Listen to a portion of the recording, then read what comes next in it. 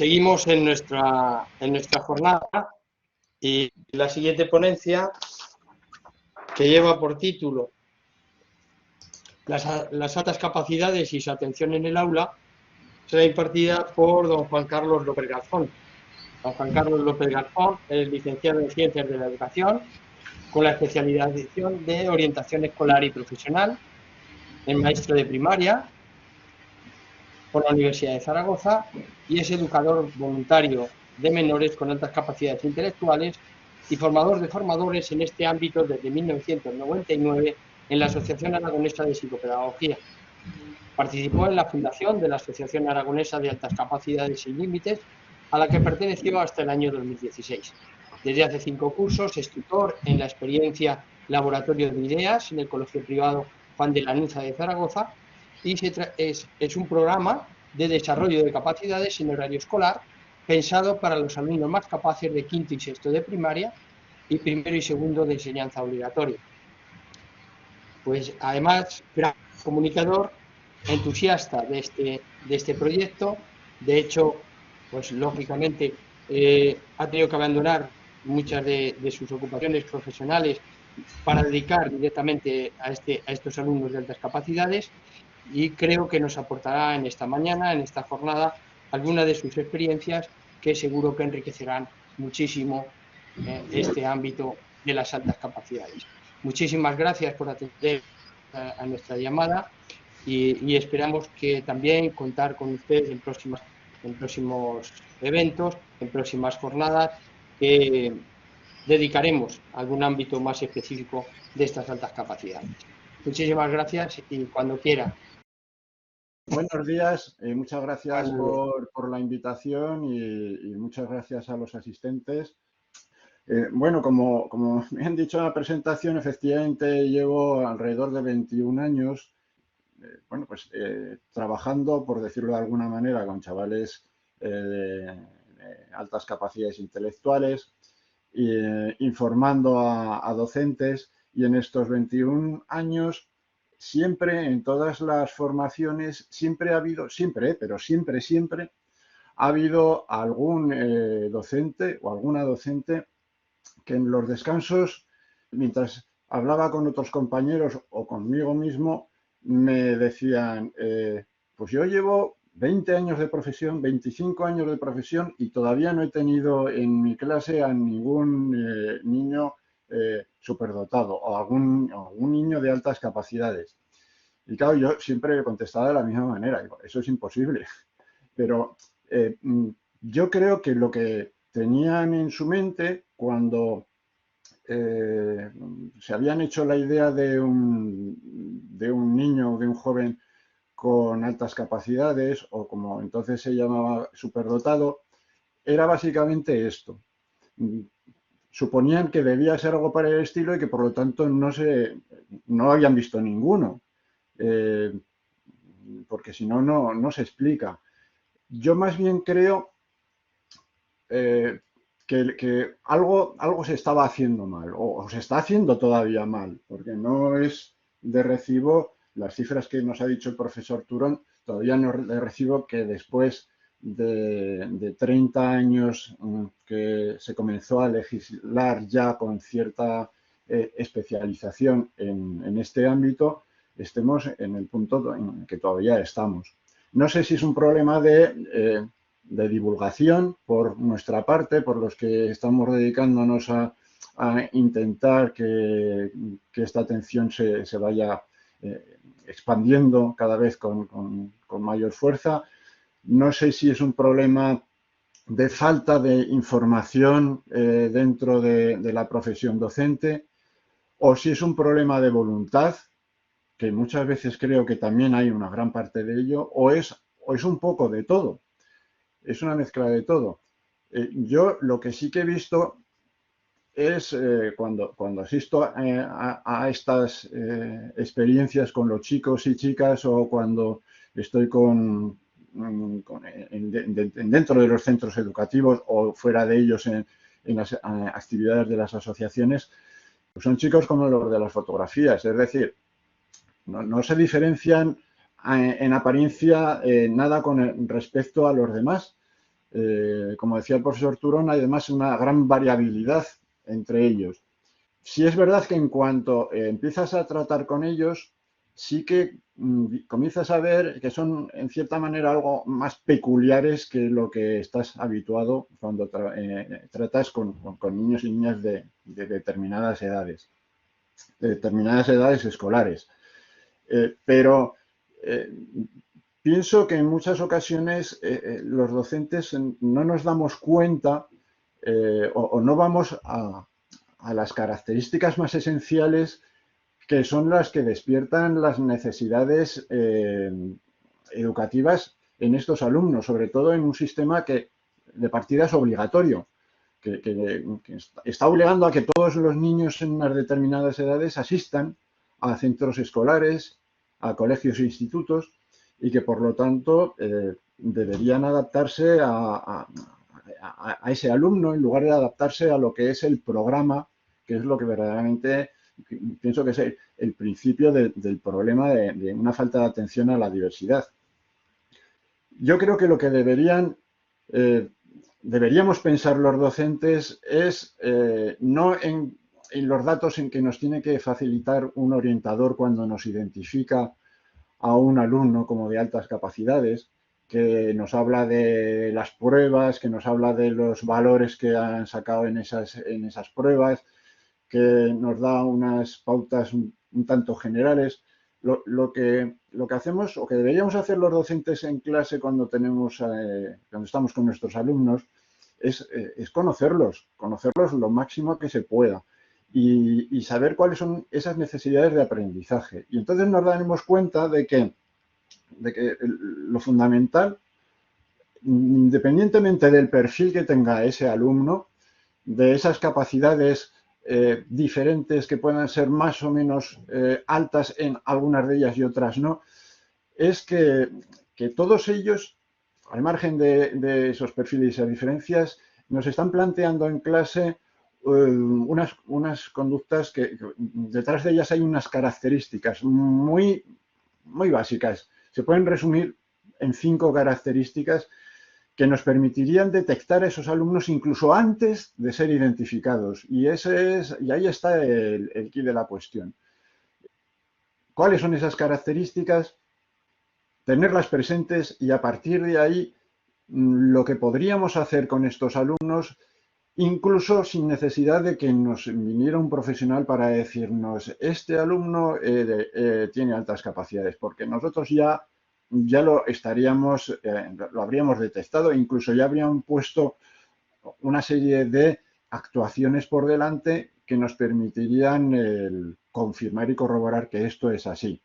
¿Qué características son estas? La primera de ellas, y es muy evidente, es que son alumnos y alumnas que aprenden más rápido. Eso sí, aquello que les interesa o les resulta más fácil debido a esas capacidades que tienen a un nivel por encima de la media, ese potencial que tienen por encima de la media. Entonces aprenden más rápido y pueden ir a mayor velocidad y eso es lo que puede dar lugar a que haya pues, problemas a la hora de integrarse en un sistema que les puede llegar a poner freno. Eso es lo que hay que impedir. ¿Qué otra característica suele ser común en todos estos alumnos? Una gestión de memoria a largo plazo mucho más eficaz, pero de la información que les interesa, de la información que desean. ¿Cuántos alumnos son capaces de tener en su mente almacenados los cientos y cientos tipos de Pokémon distintos que hay? Y sin embargo, cuando se les pide que sepan por determinados accidentes geográficos de España, como no les interesa absolutamente para nada, pues no nos lo demuestran. Pues claro, la gestión de la memoria, si nosotros podemos gestionarla con una serie de datos, tenemos la base y la potencia para gestionar cualquier cantidad de datos. Pero claro, hay una cosa muy importante que es el interés que pueda tener esa persona en almacenar esos datos para después lo que lo vaya a emplear.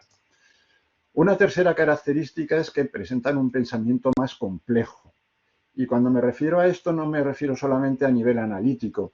Ya no es simplemente que retengan una información determinada, una cantidad elevada de esa información, o que se pregunten el porqué de las cosas, sino que ya son capaces, con esa información que tienen, el poder utilizarla en otros contextos, el poder transferir información, el poder aplicarla, el analizarla con mucho más detalle e incluso ir más allá y poder utilizarla para poder generar nuevas ideas. Es decir, para poder sintetizar y para poder desarrollar su pensamiento divergente.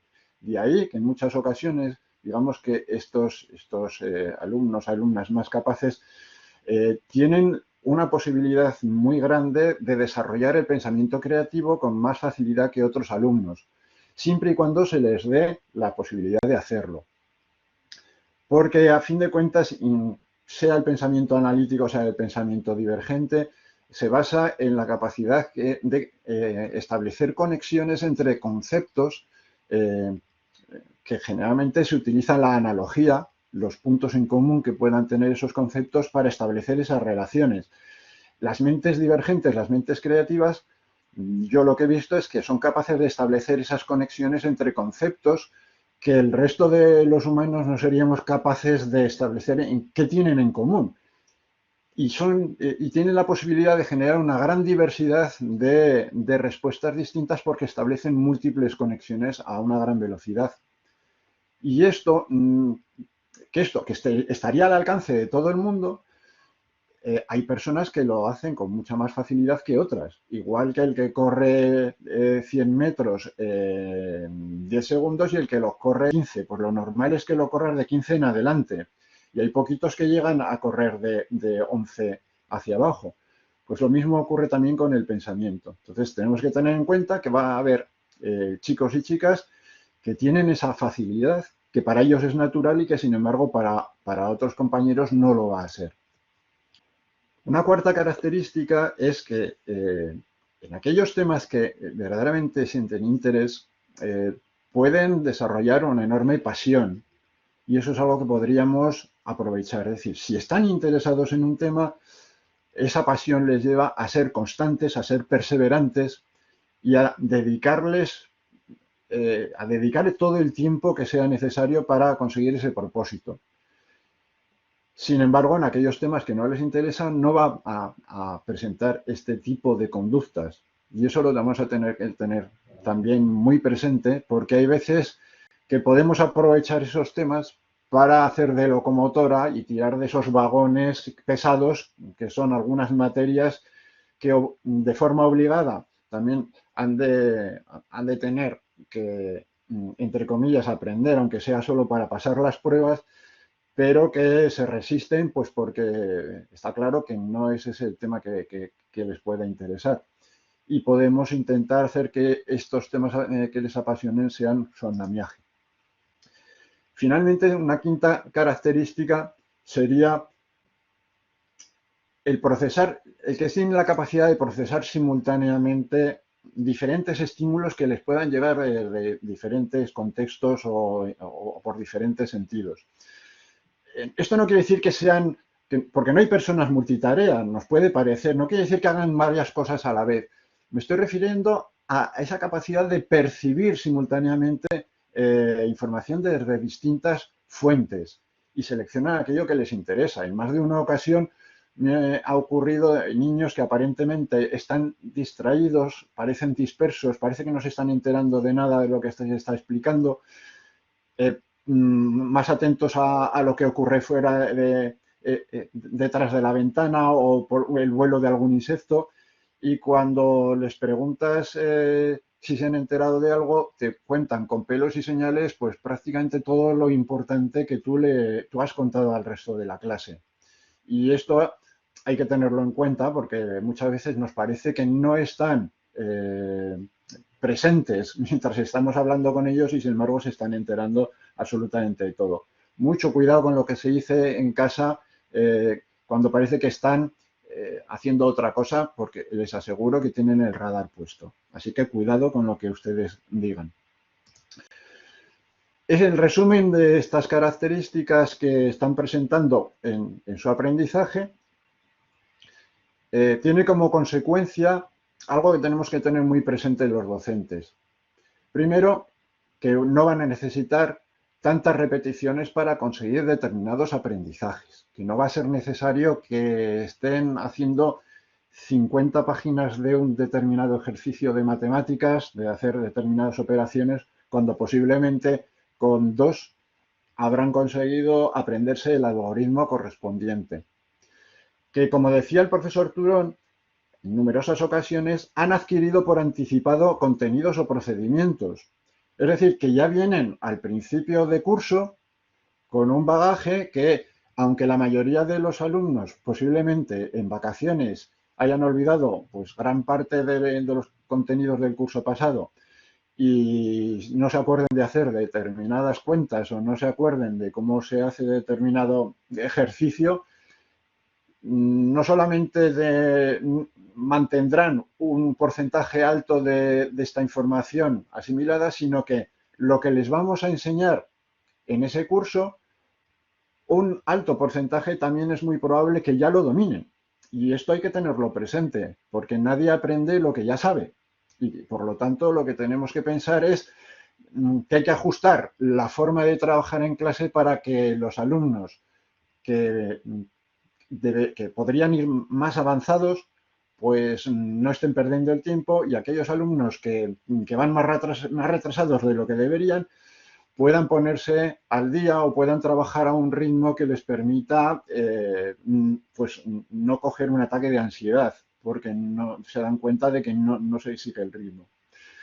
Otra cosa de las que hay que tener en cuenta, por su forma de ser, y esto realmente podría ser una consecuencia aplicable a todos los alumnos, absolutamente a todos, es que valoran muy positivamente poder elegir actividades. Y esto no quiere decir que hagan lo que les dé la gana, porque tenemos un programa que cumplir. Vale, sí, de acuerdo, porque tienen unos objetivos mínimos que cumplir, pero eso se puede realizar de muchas maneras diferentes. Las actividades y las tareas no nos las exigen que se hagan de una determinada forma, y nosotros podemos ofrecer la posibilidad al alumno de que elijan la tarea en la que nos demuestren en que efectivamente han conseguido esos aprendizajes. Y no quiere decir que ellos hagan lo que les dé la gana, pero sí que al menos les damos esa oportunidad de que estén más próximos a esos intereses que ellos tienen, o a adaptarse a las capacidades que ellos tienen, y por lo tanto eligen aquellas que se les da mejor, que les resulta más fáciles. Tenemos que tener presente además que buscan un sentido a sus aprendizajes, porque hay veces que hay tareas que son tan básicas que son como unos ejercicios de entrenamiento que en muchas ocasiones tampoco encuentran mayor sentido. ¿Qué sentido tiene hacer el resumen de un libro, por ejemplo, que se han leído, cuando nos pueden expresar de una manera a lo mejor mucho más enriquecedora y mucho más interesante cuáles son las consecuencias o las conclusiones que han sacado de un libro, con otras tareas que no son a lo mejor tan sumamente monótonas o repetitivas? ¿Qué sentido tiene, por ejemplo, el que cuando han terminado unos determinados ejercicios de matemáticas, pues les demos más con la intención de que se asienten más su aprendizaje, cuando en realidad ya lo tienen asentado? No encuentran sentido a que trabajen unos contenidos sobre unas lecturas que a lo mejor les resultan demasiado sencillas o demasiado infantiles, cuando podrían estar leyendo otros libros que tuvieran una mayor enjundia. Y por último, disfrutan intentando superar los retos que están al alcance de sus habilidades y capacidades. Que esto también es algo, digamos, el superar el reto es una de las motivaciones que tenemos que aprovechar. Yo, cuando le han hecho al profesor Turón esta última pregunta, me ha venido a la cabeza lo que decía José Antonio Marina, referente a qué es lo que motivaba a los chicos y las chicas. Y él señalaba 3 cosas fundamentales, pero que motivaban a ellas, no solamente a los niños, sino a cualquier persona. Había 3 motivaciones fundamentales. La primera de ellas era que a los niños y niñas lo que les gusta, a los adultos también, es pasárnoslo bien. Es decir, todo aquello que realmente disfrutan con lo que están haciendo, se lo van a pasar bien, pues eso, altamente motivador. Había una segunda, digamos, motivación, y era el que tuvieran un reconocimiento social de lo que estaban haciendo, que vieran, que les reconocieran que efectivamente lo que habían hecho era correcto, porque les había salido bien. Como ese niño que iba a su profesora con los problemas hechos del día que no les correspondía el día porque eran más avanzados. Si hubiera recibido un reconocimiento favorable de lo que había hecho, si lo había hecho bien, por supuesto, eso le hubiera dado una motivación adicional que le hubiera permitido seguir en esa línea y seguir ilusionado con las matemáticas.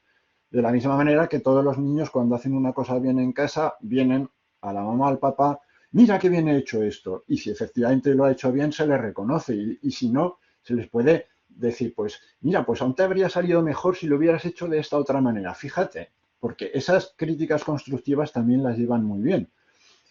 Eso les encanta, el que vean que hay un reconocimiento de algo que han hecho. Y finalmente, otro de las vías de motivación es sentir que han superado retos, sentir que han conseguido a que no eres capaz de hacer esto, pero tienes la posibilidad, ves que tienes posibilidad de hacerlo, lo haces y lo consigues. Y eso es un chute de endorfinas impresionante que hace que te motives y que quieras seguir adelante. De manera que se disfrutan. Todas las personas disfrutan, pero ellos sobre todo disfrutan intentando superar retos, siempre que estén al alcance de sus habilidades y capacidades, claro. No le van a poner ustedes una derivada o una integral a un niño de 7 años cuando todavía le falta mucho camino por delante, pero si el reto está al alcance de sus habilidades y capacidades, ellos disfrutan intentando conseguirlo. De manera que no proponerles esos retos es precisamente condenarles al ostracismo. En la imagen, no lo voy a poner para no perder el tiempo, hay un grupo musical compuesto por 3 hermanas mexicanas que han formado un grupo. El vídeo está hecho cuando eran muy pequeñitas, la pequeña tenía 8 años, pero yo les invito a que busquen en internet el nombre del grupo, The Warning, y la referencia que pone aquí. Enter Sandman, una canción, hacen una versión de la canción de Metallica, para que vean cómo a una edad temprana, si existe ese interés, esa motivación especial por un tema, ya se puede llegar a un nivel de efectividad tan grande que, bueno, que el resultado es que pocos años después, en la actualidad, ya tienen 4 discos publicados con sus propios temas, y aunque no se oiga mucho por aquí, por España, les aseguro que dentro de muy poco tiempo las van a conocer porque se van a hacer famosas, porque está claro que han tenido mimbres desde que eran jovencitas, y han tenido también un contexto que las ha apoyado, al margen de lo que haya ocurrido en la escuela o en los institutos donde hayan estado, que yo desconozco, pero merece la pena que puedan consultarlo. Antes de pasar a lo que sería más interesante, me gustaría hacer un pequeño resumen sobre aquellos errores que se están cometiendo con demasiada frecuencia en nuestras aulas cuando se atiende a los alumnos con más capacidad, estén o no estén identificados, que la mayoría no lo están. Porque yo creo que antes de decir qué podríamos hacer, es muy conveniente hacer un repaso de aquello que no deberíamos hacer en ningún caso. Y ahí tienen los verbos que hay que evitar. El frenar el aprendizaje de estos alumnos es absolutamente nocivo y no tiene ningún sentido. El único sentido que tiene es el que sigamos como docentes pensando que lo importante en el sistema educativo es el cumplir con el programa.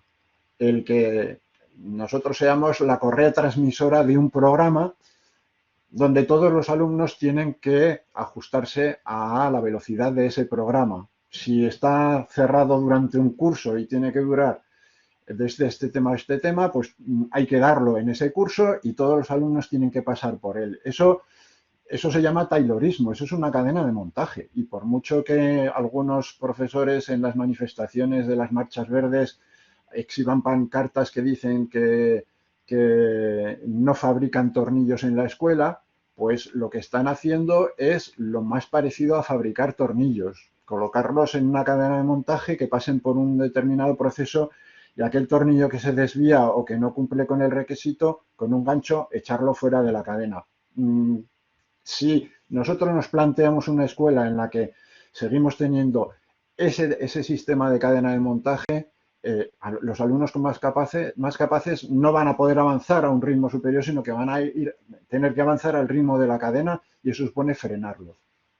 Por otro lado, no es infrecuente el que a estos alumnos se les ridiculice por el hecho de determinadas conductas extravagantes o por el hecho de que vayan más avanzados o por el hecho de que levanten la mano con muchísima frecuencia porque están dentro de la dinámica del que el profesor pregunta a la clase mientras él está explicando para ver qué alumno está atendiendo y siempre levanta la mano el mismo y al final pues se da a comentarios que pueden hacer ridiculizar o incluso despreciar como le pasó el caso que nos ha contado el profesor Turón, despreciar el trabajo que ha hecho este alumno o incluso compararlo, hay veces que con buena intención, ¿no? Tanto para positivo como para negativo, compararlo con el resto de compañeros para bien, como señalándolo como esto sí que es un alumno y los demás sois basura, porque eso lo pone a los pies de los caballos de sus compañeros, o por el contrario, el compararlo negativamente, que también ocurre en muchas ocasiones, pues porque a lo mejor en un momento determinado pues no tienen esa capacidad todavía de estar en silencio justo cuando deberían estarlo. Otro de los errores que se cometen es el penalizar en exceso el que no realizan determinadas tareas, sobre todo cuando se les encargan actividades que llamaríamos de ampliación. Pues primero porque les hacen trabajar exactamente con los mismos ejercicios, las mismas tareas que el resto de los compañeros y además se les encarga unas tareas complementarias. Y si no llevan a cabo esas tareas complementarias, en lugar de simplemente decir, bueno, pues para la próxima vez vas a tener tareas complementarias porque ya veo que no las haces, no, además de eso, lo que se les dice es que se les baja la calificación por no haber cumplido con ese objetivo, lo cual es realmente absurdo. O bien, otra forma de no favorecer su atención es que con mucha frecuencia estos chicos y chicas pues no son o no presentan una alta capacidad en todas las áreas. En algunas son extraordinarios en matemáticas o en lengua, pero no lo son en las otras. Y el profesor lo que se emperra es en, bueno, la que ve que va muy bien, ¿para qué vamos a trabajar más con esto? Vamos a trabajar en aquello que va mal, porque lo que quiero es que dediquen más esfuerzo y más tiempo a esto. Pero abandonamos aquello que realmente se hacen bien. Y esto lo que hace, a mí me recuerda pues a un dicho que se ve en las redes, en la que un profesor le explica al padre, pues mira, en matemáticas van flojito, pero la verdad es que en plástica está haciendo unos dibujos, está haciendo unos trabajos excepcionales, tiene una facilidad tiene una capacidad para percibir el espacio, tiene, en fin, impresionante. Entonces, claro, el padre le dice, bueno, no se preocupe porque voy a apuntarlo a unas clases de recuperación para que haga matemáticas y el profesor le dice, no sea usted idiota, por favor, llévelo a clases de dibujo, que es realmente en lo que va a brillar. O sea, le está diciendo que, por favor, aquellos puntos fuertes que tiene el alumno, que tiene su hijo, que por favor que los desarrolle, porque por ahí es por donde puede en un futuro orientar su proyecto de vida. Por supuesto que estará bien el reforzar, pero no olvidemos aquello que realmente puede hacer que ese alumno brille. ¿Qué sería lo más interesante hacer con estos alumnos? Bueno, la verdad es que si vamos a un modelo óptimo, tenemos que pensar que nuestro sistema educativo tiene bastantes carencias. Ya empieza a haber experiencias, ya empieza a haber voces que hablan que la mejor manera posible es personalizar la educación, personalizar la enseñanza, pero con las clases que tenemos en estos momentos tan sumamente estructuradas y cerradas, hablar de educación inclusiva se antoja bastante utópico. En muchas ocasiones incluso se confunde la inclusividad simplemente con el hecho de que no se excluya ningún alumno fuera del aula, se metan todos los alumnos dentro de una determinada aula encerrada por 4 paredes y se trabaje con ellos haciendo exactamente lo mismo. Eso no es inclusividad. Nos estamos quedando simplemente en una reunión de personas en un espacio-tiempo determinado para hacer exactamente lo mismo. ¿Qué diferencia hay entre eso y lo que se estaba haciendo hasta ahora? Simplemente el hecho de que personas que tienen unas determinadas dificultades entren también en el aula, pero vamos a hacer exactamente lo mismo. No, no puede hacerse exactamente lo mismo.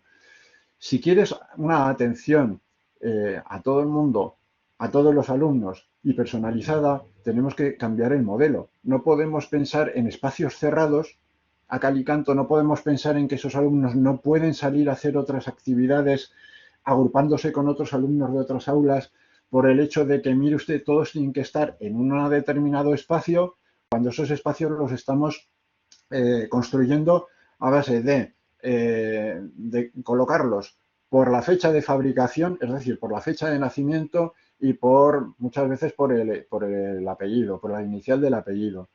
Y a partir de ahí ya no tenemos ningún tipo de organización más, es decir, de ahí ya no pueden salir y todos van a tener que hacer exactamente la misma experiencia, la misma actividad, no puede ser. Tenemos que buscar un modelo que se adecue más a esa atención personalizada. Y ya son décadas las que determinadas instituciones e investigadores nos han hablado, y bueno, y hay experiencias también que se han planteado lo que son las aulas diversificadas, donde el programa curricular se diversifica adaptándolo a los diferentes niveles de capacidades o habilidades de los estudiantes. Yo les recomiendo, si no tienen acceso, no han tenido acceso hasta ahora, en internet hay un documento que está en inglés, que es el que tienen en pantalla a la derecha, en la parte de abajo, el Changing Teaching Practices, que es un documento que está editado por la UNESCO, que no parece que sea un organismo que nos transmita ningún tipo de duda en cuanto bueno, pues a su nivel de prestigio. Creo que es un documento iniciador al tema de la diversificación curricular que podría ser muy interesante para después el valorar otras opciones que son mucho más concretas, que luego le remitiré también a referencia bibliográfica porque me parece que hay un documento que para mí debería ser de imprescindible lectura para todos los docentes. Pero ¿qué ocurre? Que las aulas diversificadas no son lo más común que nos vamos a encontrar en la actualidad. Tenemos todavía mucha escuela tradicional, no solamente en la organización, sino también en la forma de transmitir la enseñanza. Todavía hay muchos centros educativos en primaria donde se sigue ese mismo patrón y ya no les digo en los institutos, en la enseñanza secundaria, donde es algo absolutamente habitual. Se siguen dando las clases como yo las recibía hace 40 años y como se estaban recibiendo pues mucho antes. Pero ¿es posible la atención a los alumnos más capaces con esas características que yo les he comentado dentro de la escuela tradicional? La respuesta es contundente, es decir, por supuesto que sí. En cualquiera de los dos modelos o en cualquiera de las combinaciones de ambos modelos, porque no estamos hablando de blanco y negro, es decir, hay escuelas que desde un punto de vista tradicional pueden ir adaptando determinadas estrategias de diversificación y se dan paso a paso. No es necesario un cambio súper radical, se puede ir avanzando poquito a poco y en algunos centros educativos esto ya sí que se está haciendo, eso sí que es verdad. ¿Qué es lo imprescindible en cualquiera de los modelos para atender a los alumnos más capaces en la escuela? Pues son dos actuaciones que yo considero que son imprescindibles, porque si falta alguna de las dos no podemos hablar de que exista esa atención. Es decir, ya verán ustedes que seguramente ninguna de las dos, tal vez una puede que sí que se esté haciendo, pero falta la otra, y esa sí que no tengo constancia todavía de ningún centro educativo donde se esté haciendo de forma regular. Posiblemente algún docente sí que lo haga de manera personal, aislada, pero no es algo que se vea con frecuencia. La primera medida es la compactación curricular, que me voy a referir ahora, pero que ese dibujito ya les dará una idea de por dónde van los tiros. Y la segunda es el de tener preparadas actividades, tareas de extensión. Y se preguntarán ustedes, bueno, sí, pero ¿a santo de que este señor acá ha puesto ahí una foto de Matrix? Bueno, se refiere a que uno de los objetivos fundamentales de las actividades de extensión es el de poder dar a elegir a los alumnos. Y me voy a explicar ahora. En primer lugar, la primera actuación imprescindible, que es la compactación curricular, consiste en ahorrarle tiempo al alumnado. Prescindimos de darles ejercicios sencillos, ejercicios que sabemos que ya los dominan o que incluso ya vienen de sus casas con unos contenidos que ya los han asimilado y que realmente no les vamos a enseñar nada nuevo. Por lo tanto, no tiene ningún sentido que trabajen sobre ellos y podemos prescindirlo. Podemos saltarnos todo aquello que ya saben, o que incluso podemos dar intuimos que les va a resultar tan sencillo que lo van a asimilar rápidamente, y entonces se lo podemos dejar a ellos que de forma autónoma lo aprendan y dedicar un tiempo en el trabajo escolar para hacer algo de mayor complejidad, de mayor enjundia. Por lo tanto, recortar aquello para conseguir que por lo menos ese ahorro de tiempo no le suponga que tengan que trabajar más que el resto de sus compañeros. Ellos trabajarán el mismo tiempo, con la misma dedicación, pero en tareas más complejas, no más que los demás. En la segunda actuación imprescindible es que, a cambio de ese tiempo ahorrado, nosotros tenemos que, como decirlo de alguna manera, rellenarlo, proveyéndoles de actividades de extensión. Ya no les hablo de ampliación porque es una palabra que la están confundiendo con dar más, además de lo que tienen que hacer, que vamos a trabajar más. Claro, los chicos ya de más capacidad, cuando sufren esto, pues piensan que no deben tener más capacidad que los demás, deben ser más tontos que los demás, porque están trabajando y además muchas veces por lo mismo o por menos. Si a ustedes les dicen que están trabajando, le dicen, pues mira, ahora tienes que trabajar esto, pero tienes que hacerme esto otro, que vas a dedicarle 2 horas más al día, pero te voy a pagar lo mismo. Pues seguramente dirán, pero ¿tú te crees que soy tonto o qué? Pues los chicos también tienen la posibilidad de pensar lo mismo.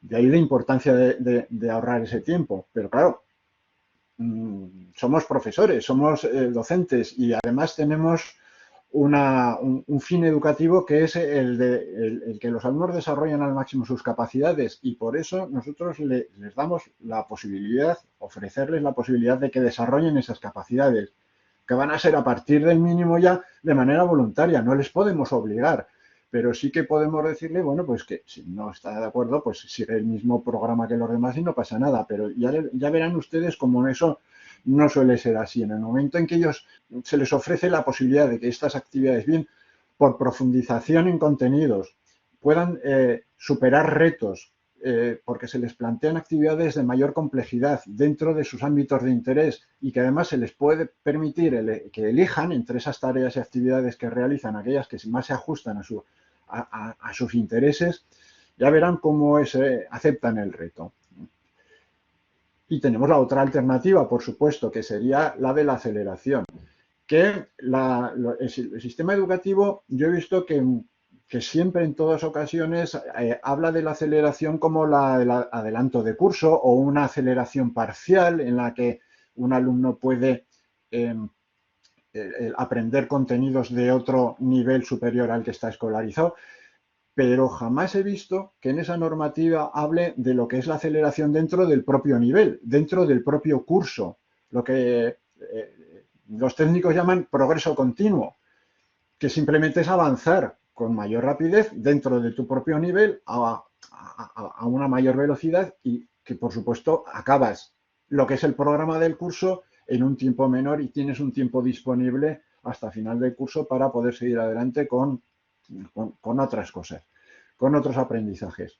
Esto no viene normalizado en ninguna normativa que yo haya visto.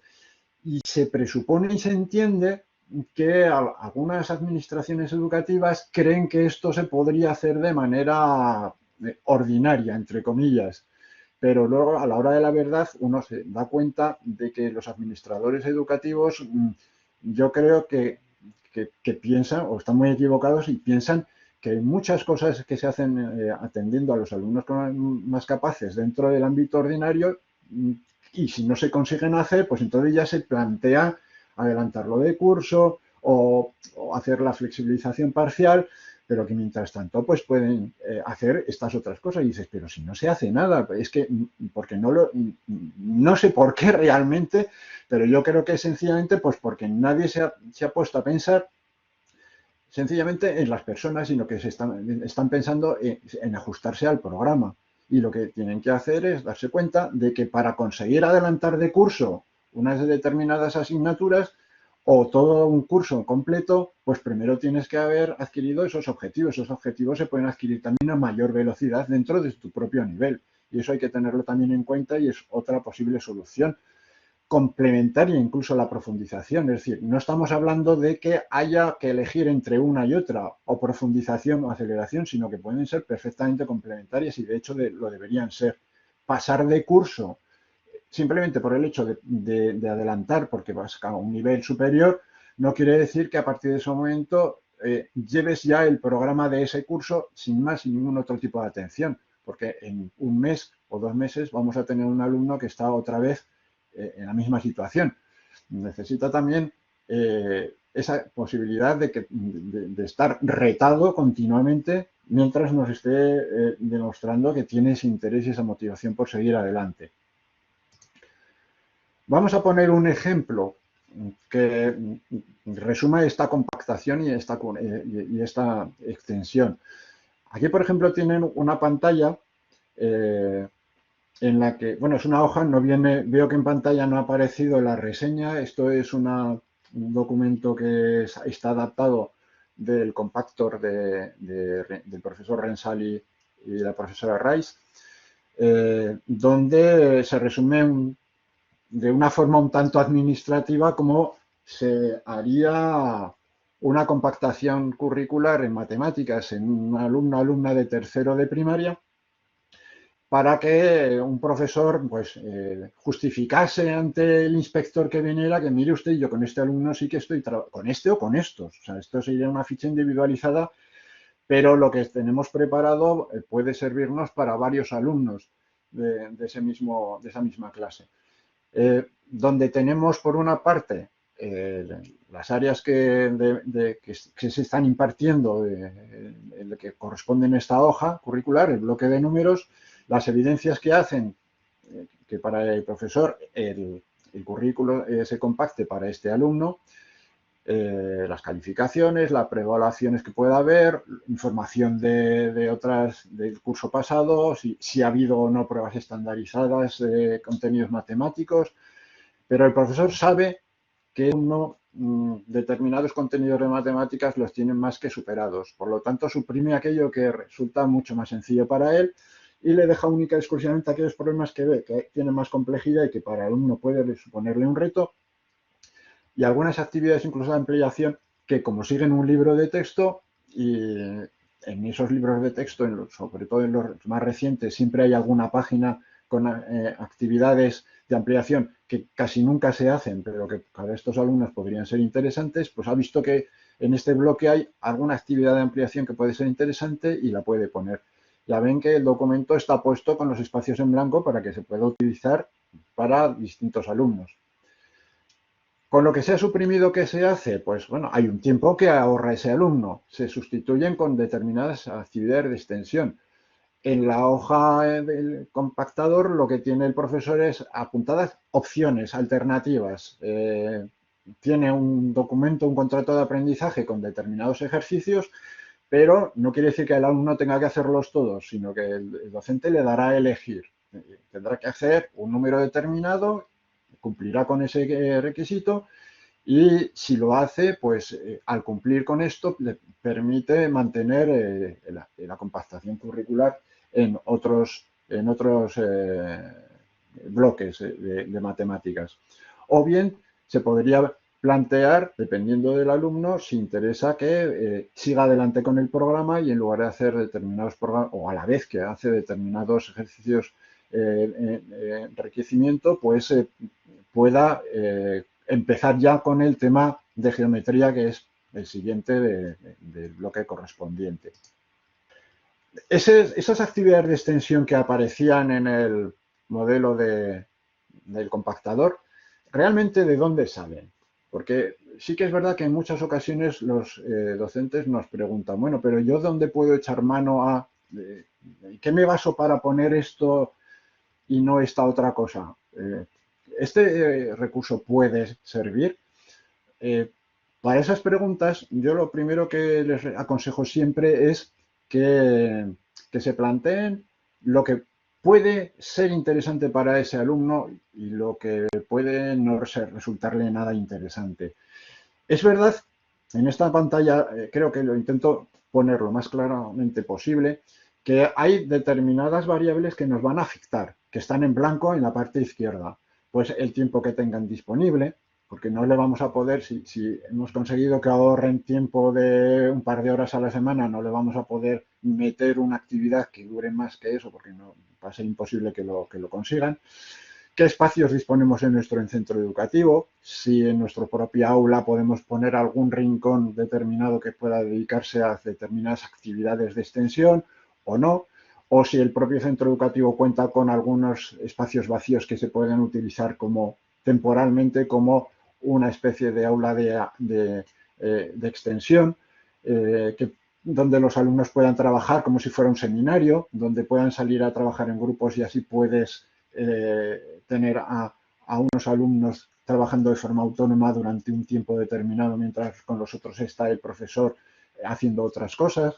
Eso va a depender también de la estructura del centro, qué recursos materiales tiene el centro, si voy a tener ayuda de otros profesores o no, porque yo estoy solo en una escuela unitaria o somos muy poquitos en un centro rural o es una escuela urbana donde sí que tenemos en el claustro hay profesores que están muy implicados y hacen determinados proyectos y los podemos aprobar o aprovechar, o incluso la propia política escolar de nuestra comunidad autónoma. Eso nos va a influir, por supuesto, pero no debemos perder nunca de vista que lo más importante lo tenemos en la parte de la derecha. En la parte de la derecha hay una serie de variables que son mis consejos personales de la experiencia que me ha dado todos estos años cuando he estado trabajando con estos chicos y la experiencia que hemos ido recogiendo en los seminarios y los grupos de trabajo que desde la Asociación Aragonesa de Psicopedagogía hemos ido organizando casi todos los años. Fundamental, los temas que tengan un interés al alumnado y cada alumno tiene un interés diferente. Por lo que lo primero que tenemos que hacer es conocer a nuestros alumnos y a partir de esos intereses elaborar una respuesta. Tienen que tener un nivel de reto adecuado. Lo he comentado antes y lo vuelvo a incidir. No podemos ponerles retos que supongan que sean insalvables para la edad que tienen. Tenemos que pensar siempre qué edad tiene nuestro alumno, edad mental, si quieren esa referencia, pero sí saber en qué situación está, si van a poder resolver el reto por sí solos, si van a necesitar un pequeño empujoncito de ayuda o va a ser absolutamente insalvable. O si es realmente muy sencillo y eso no les va a aportar ningún reto y vemos que no lo van a aceptar. Una tercera variable que puede resultarnos muy útil es el ingrediente lúdico. El ingrediente lúdico, bueno, a nivel de reto, nos dirán, bueno, pero yo ¿cómo hago esto del nivel del reto? Hombre, en la carrera ya nos enseñan en muchas ocasiones esto de las taxonomías. Echen mano de una cualquiera.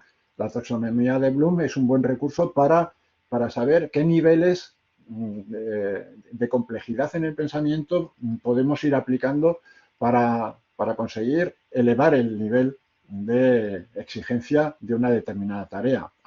Podemos utilizar esta o cualquier otra taxonomía. En el ingrediente lúdico, yo he hecho mano sobre todo de...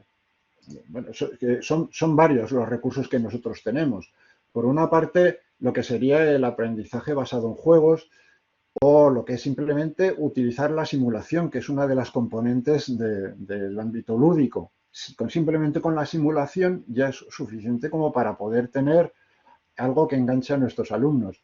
Se ha puesto muy de moda el tema de la gamificación, que bueno, que no es nuevo realmente. Es decir, el sistema esto es muy conductista, es el sistema de recompensas de toda la vida, pero adornado con la realidad que tenemos ahora de cualquier tipo de juego y de juegos de rol y demás que nos plantean una serie de retos que superar y que realmente lo que estamos haciendo es ponerle la zanahoria delante del burro, porque estamos poniendo el chupachur delante del niño para hacer lo que nosotros queremos, pero no deja de ser una técnica conductista.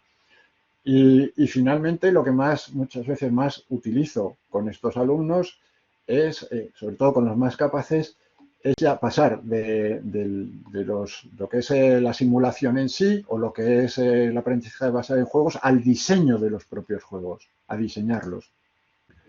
Podemos echar mano también de contenidos fascinantes. Alguien me dirá, bueno, cualquier tema puede ser fascinante si se plantea adecuadamente y yo le diré, correcto, es así. Pero es verdad también que hay determinados contenidos que por su estructura hace falta muy poquito para que les resulte atractivo a estos alumnos. Sobre todo cuando nos encontramos entre el límite entre la realidad y la fantasía. Hay muchas características en los temas fascinantes y seguramente me dejaré algunas de ellas, pero desde cuando estamos con ciencias, hablar de cualquier tema que esté en el límite de lo que se ha investigado hasta ahora, en la física de lo imposible, en nanotecnología, en máquinas inteligentes, en vida artificial, todo esto les chifla. O ver una nueva forma del mundo, bueno, ni les digo lo que pasa cuando estamos hablando de química, el tema de las reacciones químicas o los cambios de escala, cuando somos capaces en geología de poder ver en muy poco tiempo cómo va evolucionando el mundo, estos cambios de escala a nivel macroscópico, microscópico, las criaturas extraordinarias, las grandes amenazas o los lugares desconocidos o legendarios son temas que realmente les apasionan. Y podemos utilizarlos para engarzarlos con determinados contenidos que sí que están dentro del currículo. Y finalmente, las actividades, los trabajos que ellos realizan no sean trabajos escolares que se puedan guardar después en un cajón y que se han perdido y que simplemente han servido para decirle al alumno, muy bien, has trabajado muy bien, bueno, pues ya está.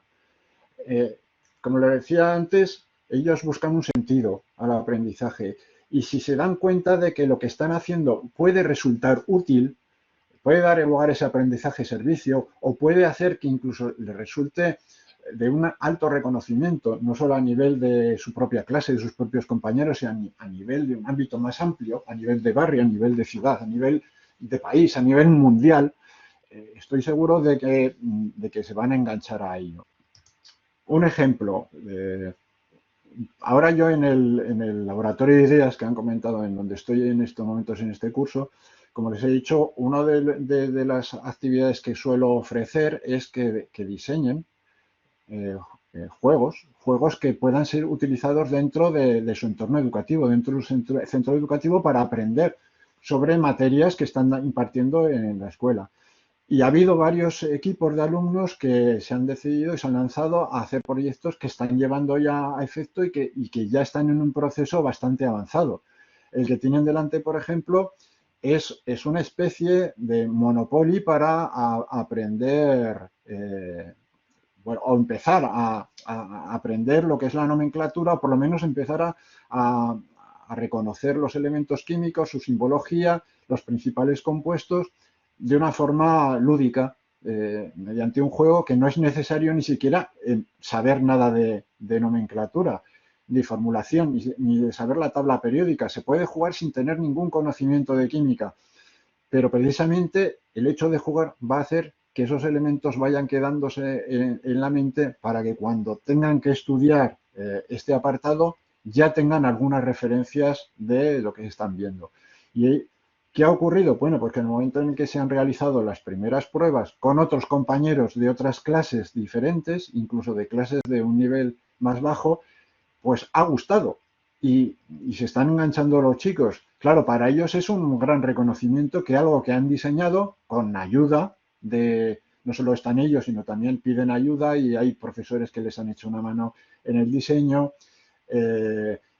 reciben información y ayudas, las pruebas que hacen, pues esto no funciona, vamos a hacerlo de esta otra manera y reciben alguna sugerencia y la cogen o la modifican. En fin, no son solo ellos, sino toda la información que reciben ha hecho que un producto que ellos, digamos, están coordinando, pues empieza a tener éxito y ese reconocimiento pues le está viniendo muy bien. Este es otro de los que han realizado, en este caso relacionado con las enfermedades del cuerpo, donde han hecho una versión de competición y otra cooperativa en la que tienen que echar determinadas cartas encima del tablero para que curar las enfermedades que van cayendo en el cuerpo humano y de esa manera empiezan a relacionar cada sistema del cuerpo con las enfermedades más importantes y de alguna manera, de una forma lúdica, toda esa información se va quedando. O este otro, hecho por alumnos de primero de enseñanza secundaria obligatoria, en la que hacen un juego con una mecánica pues ya mucho más moderna, no tan vista, no tan conocida, de un juego de construcción de mazos, cuyo principal objetivo es la de quedarse con la información fundamental de los primeros elementos de la tabla periódica y una información adicional sobre la física teórica, los descubrimientos que ha habido, los experimentos que se han hecho, las instalaciones que hay en el mundo, los personajes muy famosos asociados al descubrimiento de elementos químicos y de procesos de física teórica y las publicaciones y revistas que hay en el mundo más importantes sobre este tema. Y la relación que ha tenido todo esto ha llevado a un juego de mesa muy sencillo de cartas con unos cartoncitos que se pueden llevar a cualquier parte. Se han hecho las pruebas definitivas y lo mismo que ha ocurrido con los otros juegos, pues está teniendo mucho éxito entre los alumnos, compañeros suyos. Todo ese reconocimiento, desde luego, les viene muy bien. Claro, aparte de lo que es esas variables que les he comentado, que formarían parte de lo que nosotros tenemos en mente a la hora de escoger qué es lo que metemos en una extensión, qué tareas activas metemos en una extensión, tenemos que pensar también que si vamos incluyendo en nuestras aulas estrategias de aulas diversificadas, esto nos permitirá personalizar la enseñanza. Y aquí tienen en esta pantalla pues una selección de determinadas estrategias que poco a poco se pueden ir adaptando, sin necesidad de que tengamos ya una aula diversificada pura. En el momento en que ya empezamos a utilizar estas estrategias, que no necesariamente tenemos que coger una y repetirla continuamente durante todo el curso, sino que nuestros alumnos lo que nos van a valorar muy bien es que variemos y que seamos capaces de dinamizar la clase y que podamos hacer actividades de muy diferente tipo.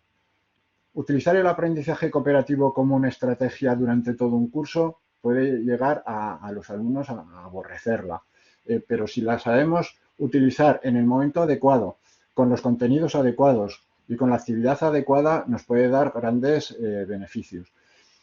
Lo mismo ocurre con el aprendizaje basado en proyectos. Lo mismo ocurre si montamos centros o rincones de aprendizaje de una determinada materia o centros de interés de un determinado tema, de dinosaurios, de la astronomía, de un taller de escritura. Podemos trabajar con estaciones, es decir, utilizar Claro, esto se puede trabajar siempre que no estemos en pandemia y que tengamos todo este tipo de controles, pero en el momento en que nos libremos ya definitivamente de esta situación y podamos trabajar de una forma más agrupada, pues podemos trabajar por estaciones.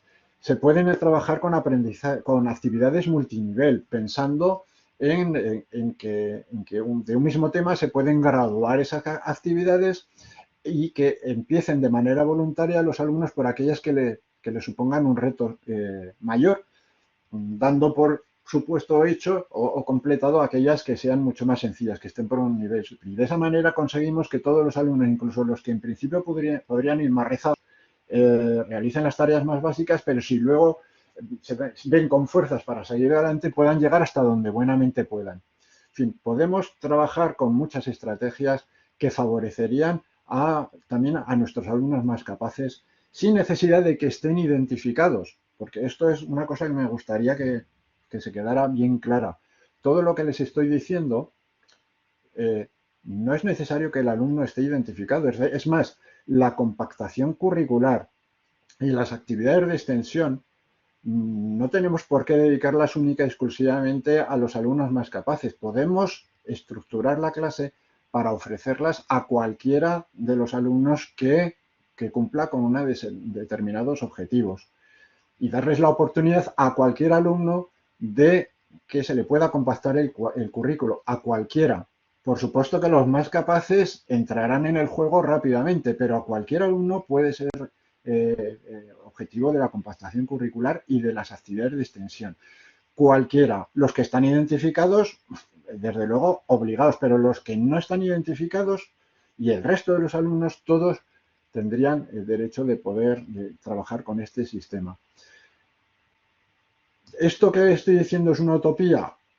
A ver, en estos momentos tal vez lo sea en gran medida, pero todo pasa porque los centros educativos empiecen a valorar el contar con un modelo de enriquecimiento a nivel de centro, que se planteen diversificar las aulas cada vez con una mayor intensidad para poder respetar el ritmo del alumno y personalizar la enseñanza. Cambiar la evaluación, porque la evaluación tal y como la conocemos, por mucho que la normativa nos hable de evaluación continua, que es lo deseable, que se hace durante toda la escolarización, que es mentira, es mentira. La evaluación sigue estando cuantizada, es decir, tú tienes que pasar unos controles, a ti te examinan con 2 exámenes, el 80% de la nota siguen siendo los exámenes. Las actividades que se desarrollan muchas veces son testimoniales.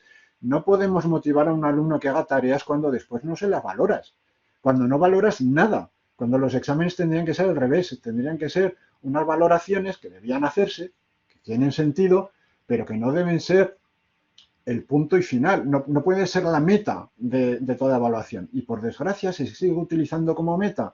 La evaluación debe ser mucho más completa y debe contar con todos los trabajos y todas las actividades que realicen los alumnos y darles un mayor peso específico, porque es donde estamos viendo si son competentes o no, no en un examen puntual. Me da igual que sea escrito que oral.